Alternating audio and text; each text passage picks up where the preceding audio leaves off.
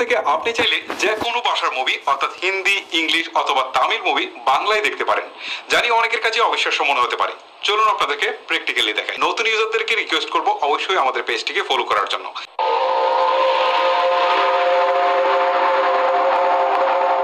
প্রথমে আপনাকে চলে যেতে হবে আপনার ইউটিউবে। এক্ষেত্রে কিন্তু ইউটিউবের যে অ্যাপস রয়েছে সেটা মোটে ইউজ করা যাবে না। আমি আবার বলছি, ইউটিউবের অ্যাপস ইউজ করা যাবে না। এক্ষেত্রে আপনাকে ক্রোম ব্রাউজারে চলে যেতে হবে। ওকে, আমি ক্রোমোতে আসলাম। ক্রোমোতে আসার পর এখানে হচ্ছে ইউটিউবটাকে আমি এখানে ওপেন করব। জাস্ট এখানে ইউটিউব রয়েছে, আমি এটা ইউটিউবে ক্লিক করলাম।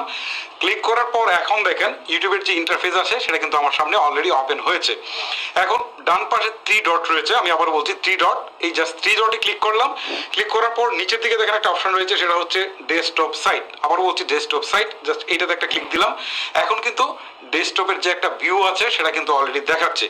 এখন আমাকে যে কাজটা করতে হবে সেটা হচ্ছে আমি যে মুভিটাকে দেখতে চাই সেই মুভিটা এখানে সার্চ দিয়ে খুঁজে বের করতে হবে। ঠিক আছে, এখানে লিখলাম আমি আমার সেই কাঙ্ক্ষিত মুভিটার নাম, লিখে আমি এখানে সার্চ করলাম।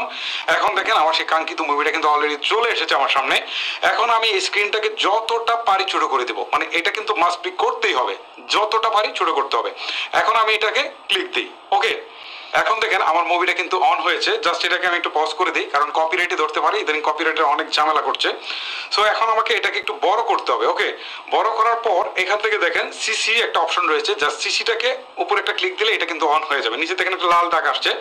এখন আমাকে যে কাজটা করতে হবে, সেটিংস যেখানে এইচডি লেখা রয়েছে এখানে আমি ক্লিক দেবো।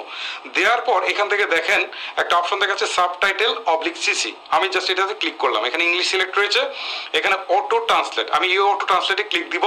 অটো ট্রান্সলেটে আবার বলছি অটো ট্রান্সলেটে ক্লিক দিলাম। দেওয়ার পর এখান থেকে নিচের দিকে একটা অপশন রয়েছে, সেটা হচ্ছে বাংলা। দেখেন ভালো করে খেয়াল করেন, বাংলা নামে একটা অপশন রয়েছে, জাস্ট এটাতে আপনি একটা ক্লিক দেন। দেওয়ার পর আপনার কাজ কিন্তু এখান থেকে মোটামুটি শেষ। এখন আপনি স্ক্রিনটাকে আবারও ছোট করে দেন। ছোট করে দিলে এখন দেখেন এখানে কিন্তু বাংলা দেখাচ্ছে। আমি যদি এটাকে প্লে দেই, দেখেন এখন সব কিছু কিন্তু এখানে বাংলায় দেখাবে, মানে যত কথা হবে সমস্ত কথা কিন্তু এখানে আপনারা বাংলায় দেখতে পারবেন।